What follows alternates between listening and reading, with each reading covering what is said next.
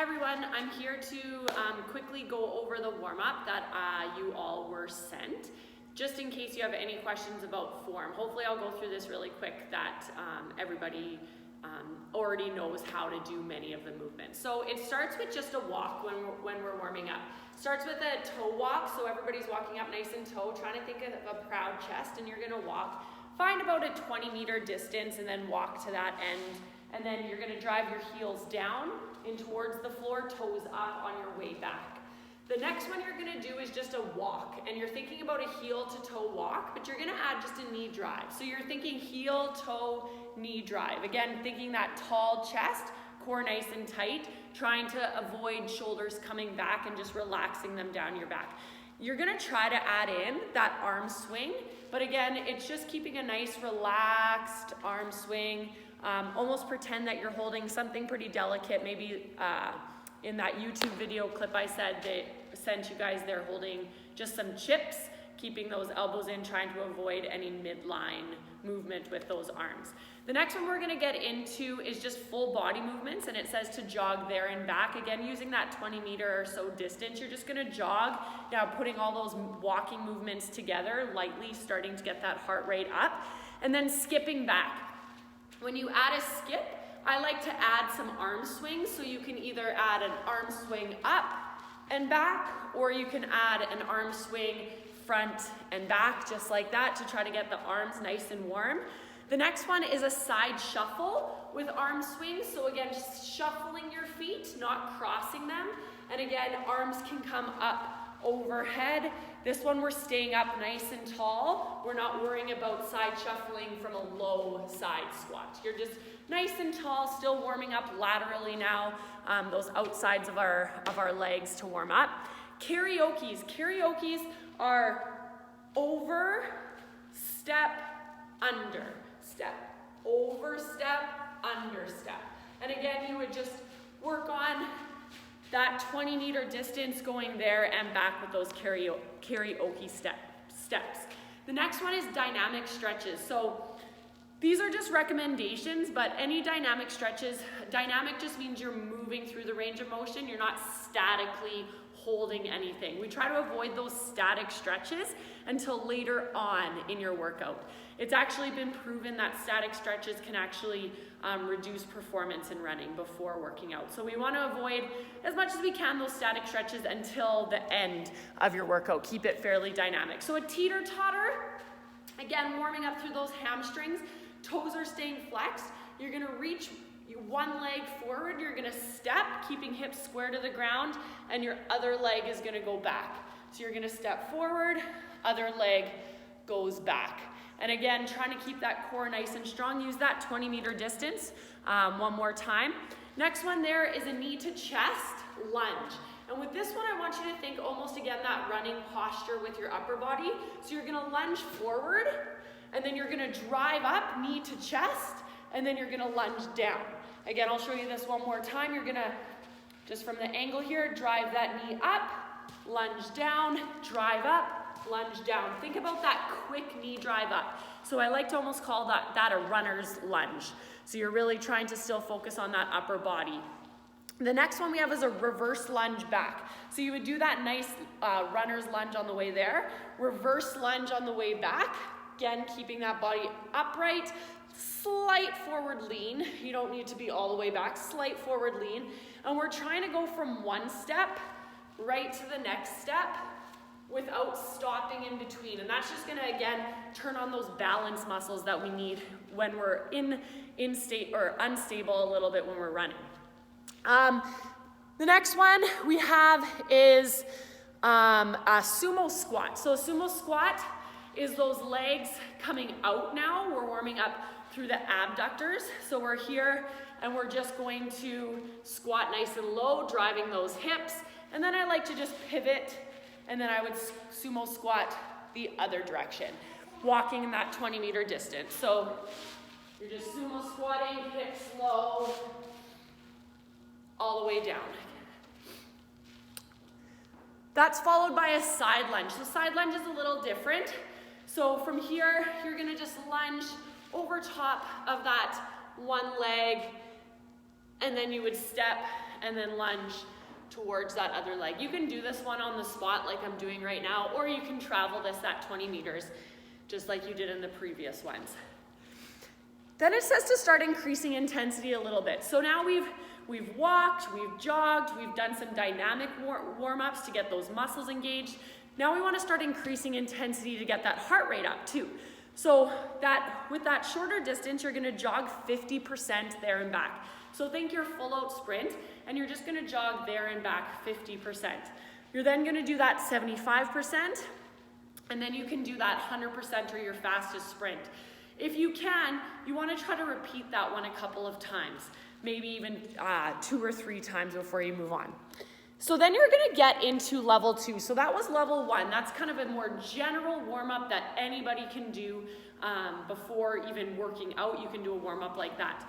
Getting into level 2 is a little bit more specific to runners. So we talk about the A's, B's, we talk about bounds, maybe even some single leg hops. This is just, again, trying to engage those muscles that you're going to need for running. So really trying to work on that proper running form.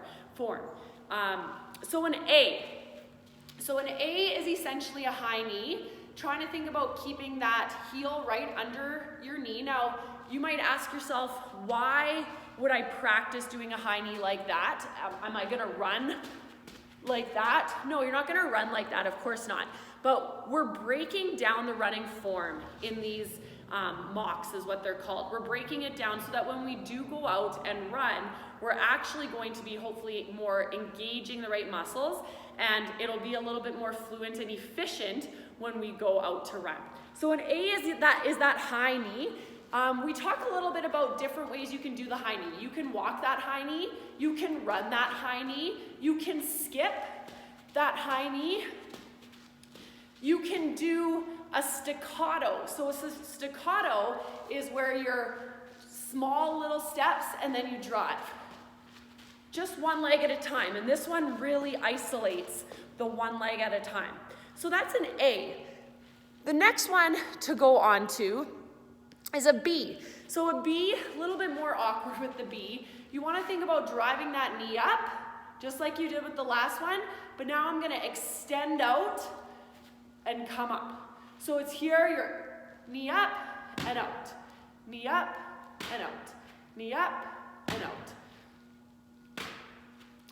This one wouldn't hurt to have somebody videotape you so that you could take a look at your form. Again, why am I practicing this? I would never run like this, but when we do break down your running form, you're gonna notice that doing this motion is gonna actually help with your running efficiency. So we're practicing doing this in slow motion so that when we go to do it in actual running, it's gonna be a little bit easier to do. Just like a basketball player would sit and form shoot. They wouldn't actually shoot like that in a game, but they're just breaking it down to do it a little bit more efficiently when they're actually in that higher stress situation. So that's a B. B, you can do the same thing. Walk. You can skip it. You can run it. You can do the staccato, focusing on single leg. You could do all of these at one time. You could use them all for your warm-up, or you can pick the ones that you want to focus on. A C is a bum kick. So with the A, the knee is coming forward, heel is flexed. With a C, your knee is trying to stay in line with that hip, and you're driving it up towards that glute. And this is where we're really trying to turn on those muscles in your glutes and hamstrings as you pull it up. So that's a C, and again, you can do those same way. You can run them, you can walk them. You can't really, you can, but you don't see a lot of skipping with the C's, but you can. And then again, you can do that staccato, where it's just a single leg drive with that C, or that bum kick. Then we get into some bounds, and we talk about bounding for height, and we talk about bounding for length. Now, bounds are different than skips, and this is probably one of the hardest exercises or most complicated exercises to do that takes practice, but again, really, really does help you get faster and stronger in your running stride. So a bound is essentially going from one foot to the other foot. So we're avoiding skipping. So if you notice, I'm just walking right now, but a bound adds that little bit of a hop to it. So I'm going 1 foot, other foot, 1 foot, other foot. So I'm bounding. I'm not skipping, because that's same foot to same foot. A bound is 1 foot to the other foot, okay? So bound, bound, bound. Now you can talk about going for height, so you're trying to get as high as you can, head to the ceiling, or you can talk about going for distance, trying to go as far as you can. And again, I would use that 20-meter distance and go there and back a couple of times with that bound. The last one I have is just those hops, and you can do a hop with 2 legs together. So a hop is just, 2 legs together would be considered a jump. 2 legs together is a jump. And we'll do a length of jumps there and back, and then the single leg hop. And a hop is 1 foot to the same foot. So a bound is 1 foot to the other foot. A hop is leaving the ground and then coming back with that same foot. So all of these are really awesome to do before you run, before you work out. Practice makes perfect though. You don't expect to be an expert in all of these different things right at the beginning. It does take some time. If you have any questions about any specific warm-up pieces, please let me know. For your workout of the week, what it is you are going to do some intentional running. So you can do this on a treadmill or you can do this outside. But it's going to be a 1 minute on, 1 minute off.